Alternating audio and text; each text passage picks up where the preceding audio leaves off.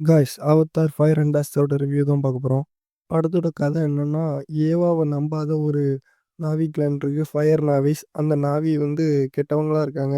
அவங்க வந்து வில்லன் கூட சேர்ந்து ஹீரோவை ரிவெஞ்ச் எடுக்க வராங்க. அதை வச்சு தான் கதை மூவ் ஆகுது. ஆனால் நீ பார்ட் டூலேயே கிட்டத்தட்ட இதே மாதிரி தான் கதை இருந்திருக்கும். இதில் ஃபயர் நாவிஸ் எக்ஸ்ட்ரா ஆட் பண்ணியிருக்காங்க. அதுக்கப்புறமா அந்த ஃபயர் நாவிஸ் வந்து ஆட் பண்ணதெல்லாம் நல்லா தான் இருந்தது.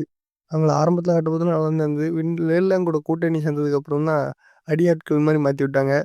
ஆனா, படத்துல நார்மலா எல்லா அவதார் படத்துல 1, 2ல இருந்த மாரி விசுவல்ஸ்லாம் நல்லா துவக்கி விட்டாங்க. 2 கிளானும் புதுசா காமிச்சிருக்காங்க.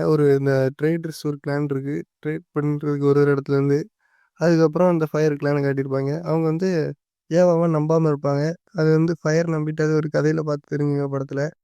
இந்த படம் எப்படி இருந்ததுன்னு கேட்டீங்கன்னா, நல்லா தான் இருந்தது. ஆனா, கதைய திருப்பி பார்த்த பார்ட் 2ல உள்ள கதைய கொஞ்சம் மாத்தி, ஆக்ஷன் பிளாக் அதெல்லாம் எக்ஸ்ட்ரா கொஞ்சம் ஆட் பண்ணி கதை குடுத்து வச்சிருந்தாங்க.